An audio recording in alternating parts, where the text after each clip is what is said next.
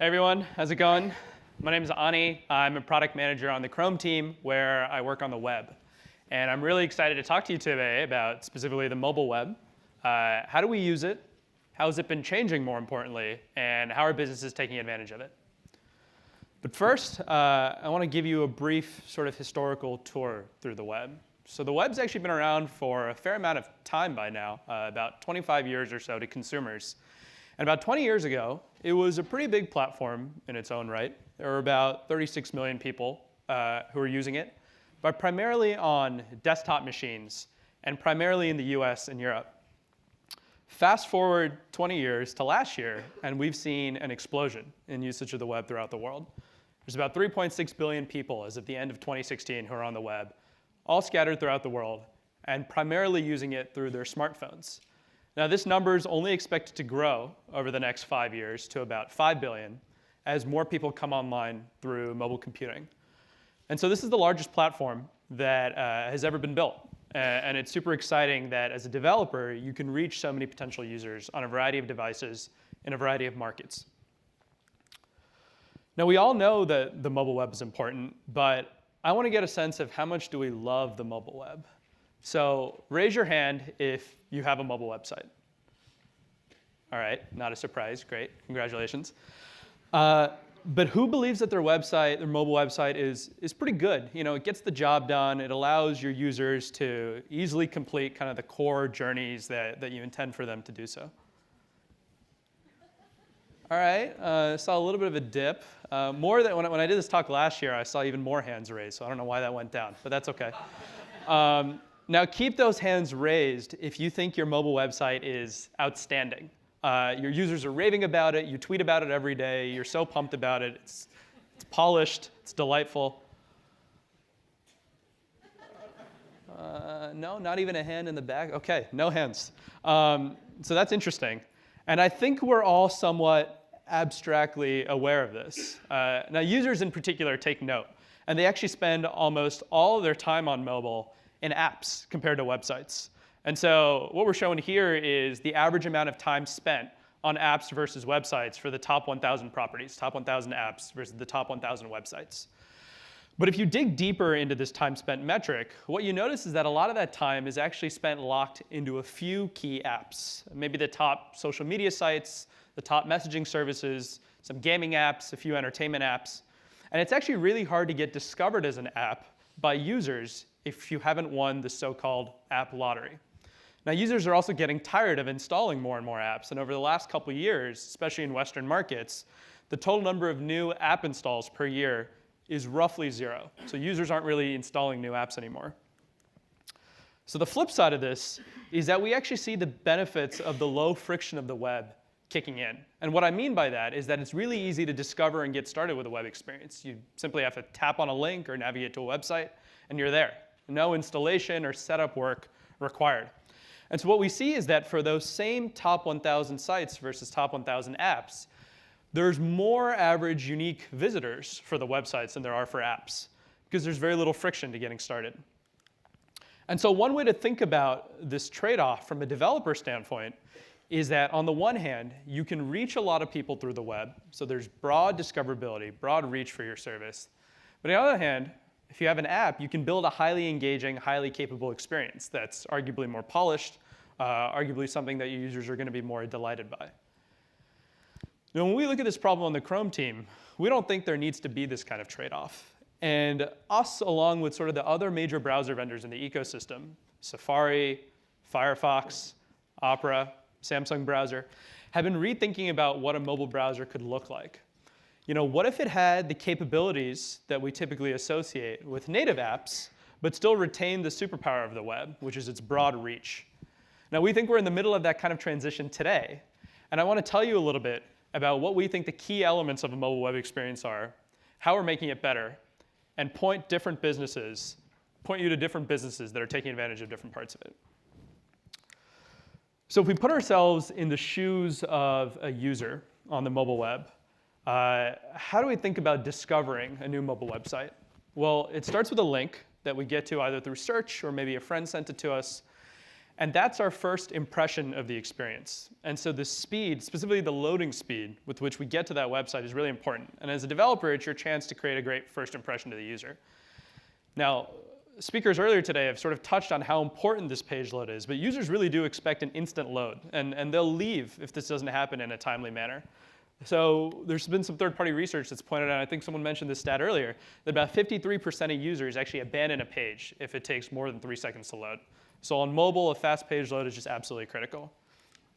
Now, we've been working with the web community on accelerated mobile pages, or AMP, over the last year or so. And you can sort of think of this as an open source format for landing pages that's optimized to increase the page load time. So it's a very simplified web page that developers can easily adapt, that's been integrated into Google Search and also other third-party applications such as Twitter that essentially render a simplified version of the page. And we started by rolling this out to publishers last year, and we're excited to sort of expand this to other verticals this year and next. And we started seeing some pretty exciting results from the rollout of AMP. Not only has the average page load time seriously increased, the median sort of page load is under a second through AMP, but we're also seeing pretty significant reduction in data usage, which is especially important in a lot of markets where data connectivity is flaky or data is very expensive. But speed is only the first part of the puzzle. And so once you create that exciting, fast loading experience for users, it's really important to provide them a highly engaging experience. And so what does that mean? Well, one part of it is just sort of the table stakes features, having a really smooth scrolling experience, making the navigations really polished, making sure there's no jank when the user is actually scrolling and interacting with the page. But another part of it is actually ensuring that the user can easily interact with important pieces of content on the website. And so if we were to identify exactly what that looks like, we think there's 3 major pieces that websites need to have to be more engaging that we often associate with apps. So the first is that users need to be able to really easily launch it. Typing is especially hard on mobile, and it takes time when users have to type out all the characters of a domain or a URL. And so being able to easily tap on a page to get to it is critical. The second is that there need to be cues that the developer gives to the user to inform them when to come back to the page and where to come back to the page, so users don't have to worry about navigating the page, which is especially tricky on mobile. And finally, the page has to work no matter what the external network conditions are. You know, especially on mobile, often we're connected, we're not. When we switch maybe to an underground station or we're walking around in certain parts of our house, might not have perfect connectivity. And the website needs to work reliably in order to build credibility to users. So if we start with that first piece, making it really easy for users to launch into an experience. Well, now on the modern web, websites can actually prompt users to add themselves to the home screen of their device. So you can almost think of this as the web version of installing an application. But unlike having to sit through an actual installation, there's no need for a user to wait. So what the browser does is it silently creates a shortcut to the web experience on the home screen itself. And the user opens it up. It actually opens in a full screen view.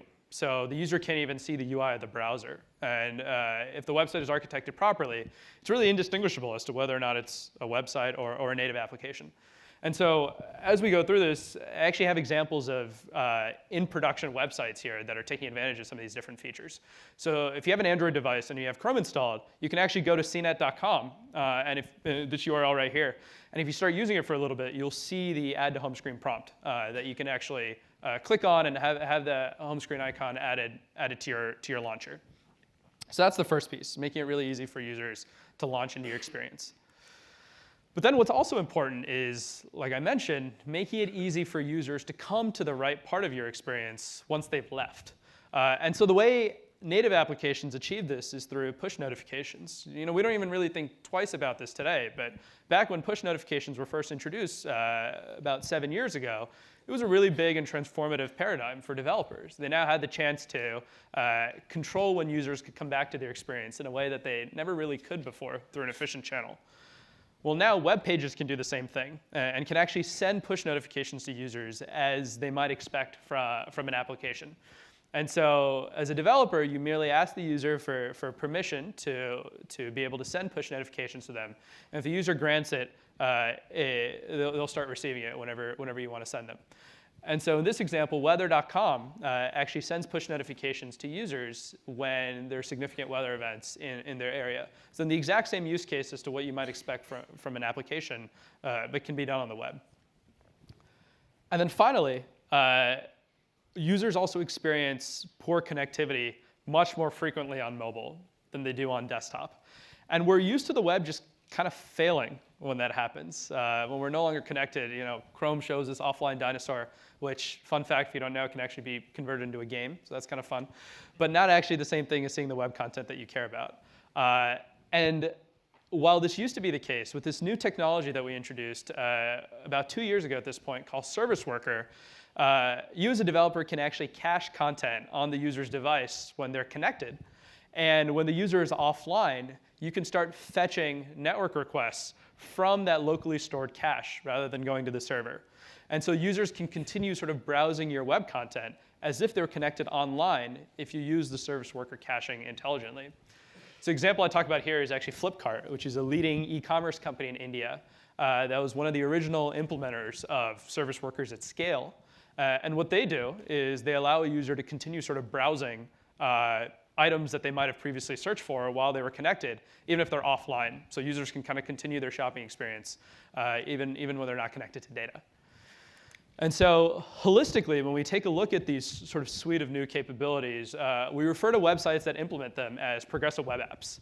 So you can almost think of these as next generation web applications that look and feel like native apps, but entirely sort of live on the web. So that's the second piece, engagement. And so now at this point, as a developer, you've built a really fast-loading page. It's engaging. Users like the polish. It's sort of indistinguishable from a native application. But now comes a critical step for you as a business. It's your opportunity to turn that user into a customer. But how exactly do you do that?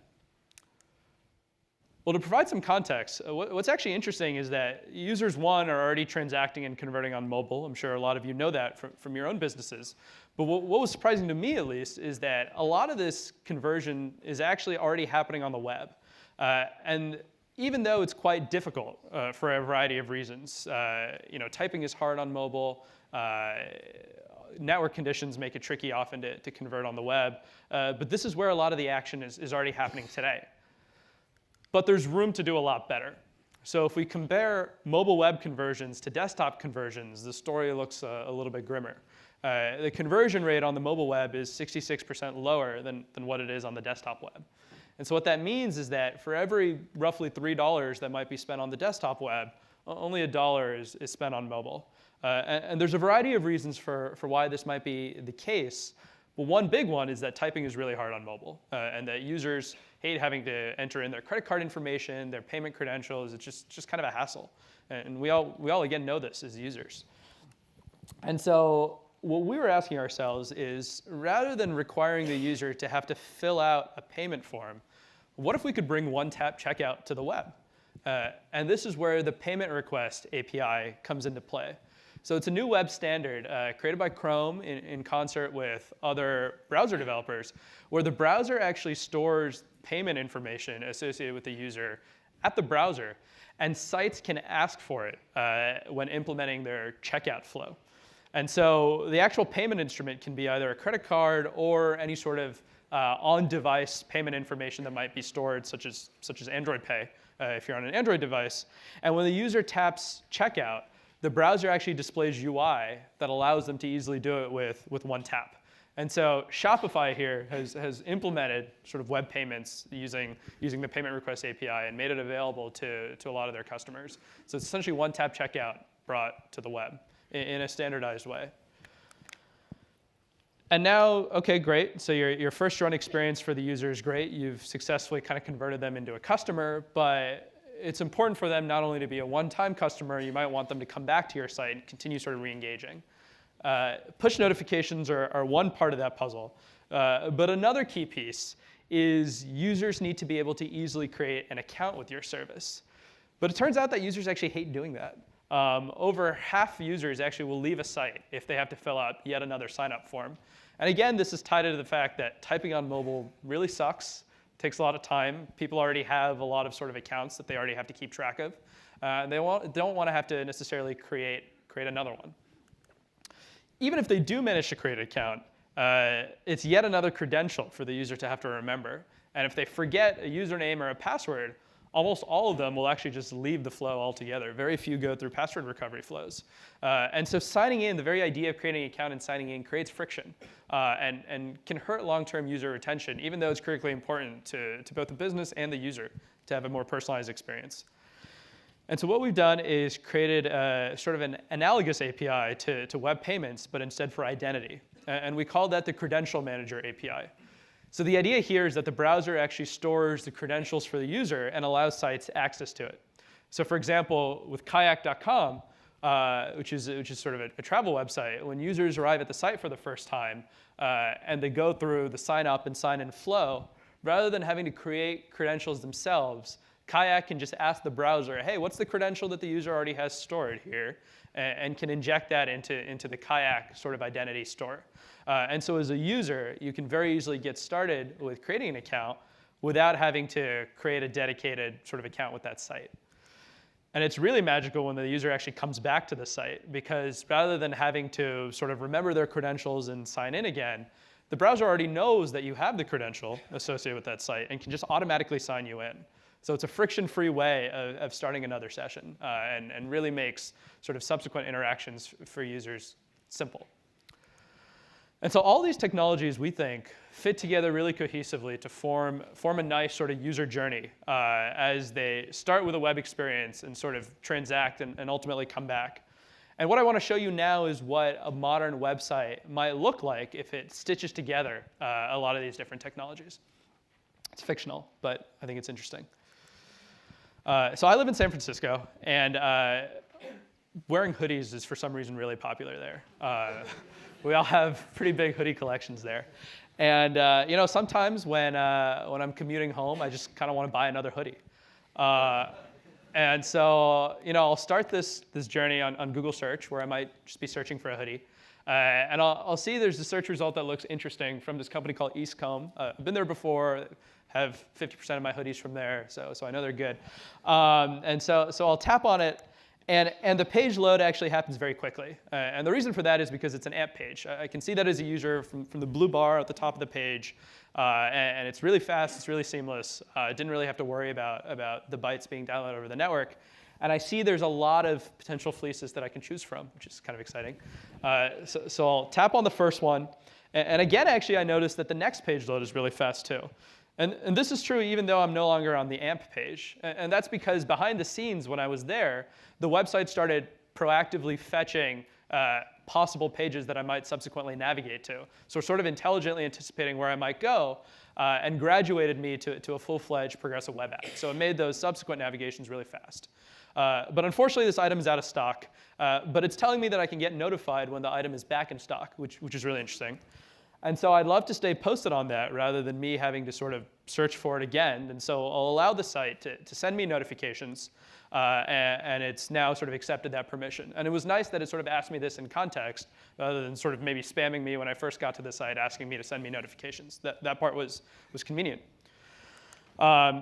Then, on my commute home, I usually take public transport, which is a subway system in San Francisco, and network conditions are often flaky there. So as I'm riding the subway, I notice that my device no longer has sort of data, but I don't even really notice as I'm browsing the website, because since it's using a service worker as a progressive web app, it's caching a lot of the page loads that I might be going to offline.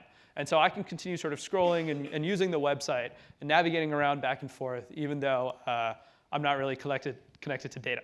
But I don't really find anything I like, so I'll put away my phone and sort of, I guess, just read for the rest of my commute rather than shopping. But later that night, I get a push notification actually from Chrome telling me that the fleece that I had asked to be notified about is now available. So that's exciting because I'd kind of forgotten my shopping session from before, but I want to buy it now that it's available. So I'll tap on the notification, and I'll get taken straight to the item page. I don't have to worry about kind of navigating the Eastcombe site again. I'll add it to my cart and get ready to check out. And because I've been to the site before, it already has my credentials stored with it. So I'm actually automatically signed in. It has all my sort of name and shipping information filled in. And when I get ready to pay, I notice that my payment credential is also automatically surfaced. And so with a single additional tap, I can buy the fleece of my dreams. And then after I buy it, since I've been on the site a few times, I actually get prompted by the site to maybe add Eastcombe to my home screen, so I can easily shop for fleeces in the future. And when I click add, there's an icon that's added to my home screen. And on my commute the next day, when I want to add to my collection yet again, I can browse and look for more hoodies. So that's kind of an illustrative example of what sort of a website built from the ground up that leverages sort of progressive web app design might look like. And fictional examples are great, but I think real metrics are often better. And so what's exciting is that there are actually brands all around the world that are already using varying degrees of progressive web app design, whether it's sort of focusing on a single feature, like incorporating web payments or sending sort of a push notification, or building a full-fledged end-to-end progressive web app. We're seeing publishers, e-commerce developers, and even web agencies around the world start to use this. And because this is the web, it's important not only for Chrome, which is what I work on, to adopt these APIs, but also for other browsers where users go to have these APIs. And we're starting to see adoption of different layers of this technology adopted in other browsers. And as you can see, not all browsers support everything, especially on iOS. But we've started to see public sort of acknowledgments from all major browser developers that they want to move forward in this direction. And it's always hard to anticipate concrete timelines, but we're really excited by the momentum that we're seeing in the browser developer community, browser vendor community, rather. All right, so having a slickly designed sort of mobile web experience is very important for users. I think we all get that, and we see that it's possible. But how does that actually affect the business? And I want to share with you a few success stories that we've seen from some of the partners that we've worked with in building some of these progressive web apps. So I'll start with Housing.com. They're sort of a leading real estate startup in India, and they're really fast growing. So it's really important for them to be able to acquire users really fast, much faster than their competition. And they found that after starting to invest in their mobile website, and this is even before they thought about building a progressive web app, the user acquisition costs for a new user was far lower than it was for their native app. And they're defining a user here as someone who actually creates an account and comes back within a certain number of days. I think it was 7 days or 2 weeks. And so when they noticed how cheap it was relatively compared to an app, they were really keen to invest more in their web property. And their insight was if it was possible to bring the capabilities that they had in their native application to their website, then why not just sort of invest full-fledged on their web? And after building a progressive web app, they actually started to see this. So not only did they see a much faster initial load time, which they were able to achieve through sort of intelligent resource caching, but they also saw a significant conversion uplift. I think it was 38% sort of increase in conversions from building a progressive web app. And so these are people who actually went through their entire funnel and actually contacted a real estate agent to potentially rent or buy a home. So this was kind of an exciting development to see. But we also saw this kind of in the e-commerce community with Alibaba, which some of you might know as sort of the world's largest B2B marketplace. They're based out of China, and their scale around the world is absolutely huge. But they noticed a really significant uplift in their conversions after building a progressive web app. Actually, a 76% increase in the total number of transactions on their platform. But what I want to call out is not only the conversion increase, but their increase in their number of monthly active users. Now, they saw an increase on Android, where a lot of the major browsers support sort of progressive web app APIs, but they also saw an increase on iOS. And this is despite the fact that Safari and other sort of major browsers on iOS don't support a lot of these APIs. So simply re-architecting your site to work well in a potential offline environment, to use modern design principles, can actually increase the daily active user count or monthly active user count in a pretty significant way. So hopefully now your curiosity is piqued, and you're wondering, how might you be able to get started with this? How can you actually take advantage of some of these capabilities? Well, it all starts with HTTPS, which is required to unlock a lot of these modern web capabilities. We as sort of steward of the web ecosystem are really keen on ensuring that there's a secure transport layer that's sort of allowing users to connect with businesses and avoid sort of unwanted malicious activity.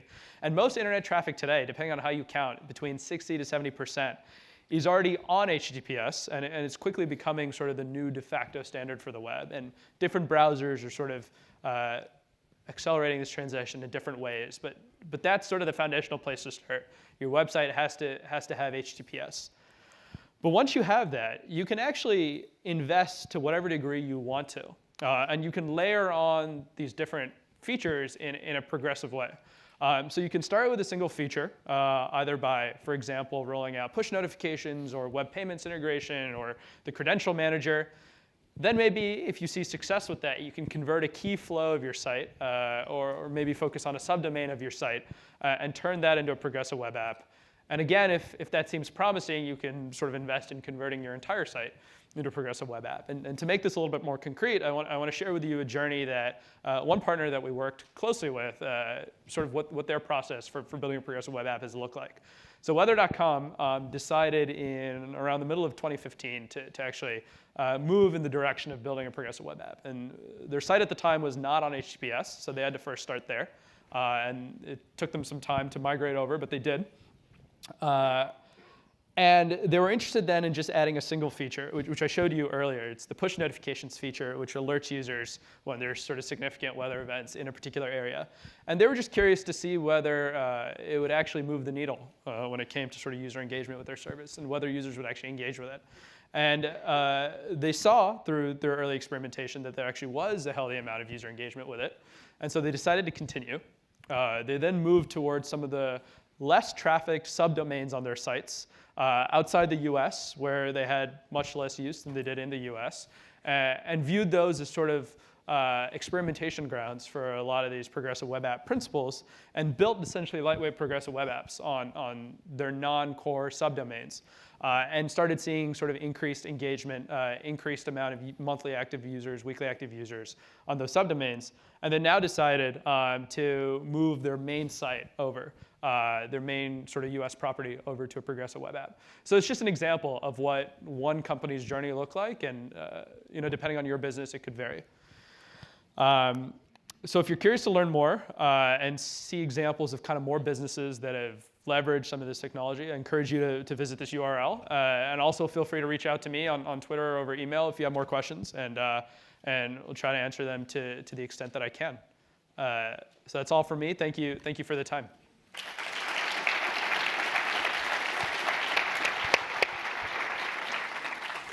Typical, isn't it? The session where we have the least time left, we have the most questions online. So we're going to jump straight in. Let's get some of them. So I'm conscious some of these questions were originated quite early in your session, and you may have answered them since. So if that's the case, then just echo that. But okay. I'm just going to read it as it was initiated. Somebody please say something about AMP for e-commerce.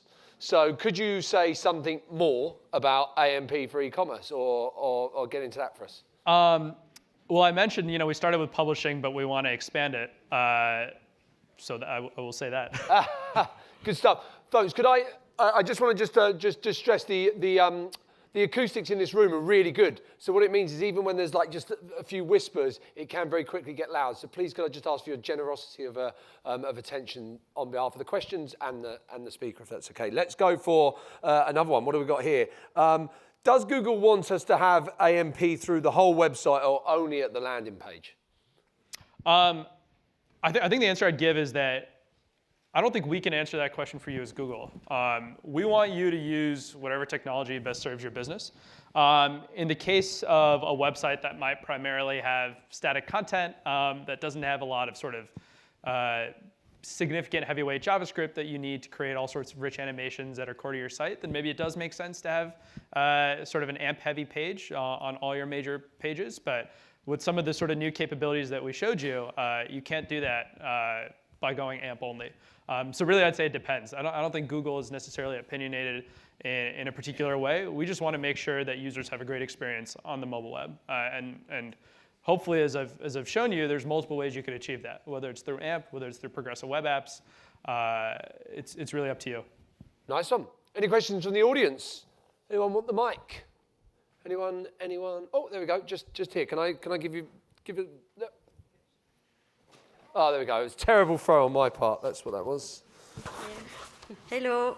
I wanted to know if it still makes sense to invest in a responsive website for both desktop use and mobile use. I think it does, yeah. I think responsive design is one way as a developer for you to minimize the amount of kind of design work you have to do to ensure you have a clean, polished experience on all platforms. And I think improvements at the UI level are still really important for users as well. Like some of the stats I shared with you for, I think it was Alibaba, how they started seeing sort of increased usage on iOS, even though Safari doesn't support a lot of these capabilities. A big part of that was because they're investing in sort of improving the UI of their site, which was through responsive design. So you can still get wins through that too. Good stuff. All right, folks, we'll leave it there. So please, again, show your appreciation for Arnie Mohan. Thank you.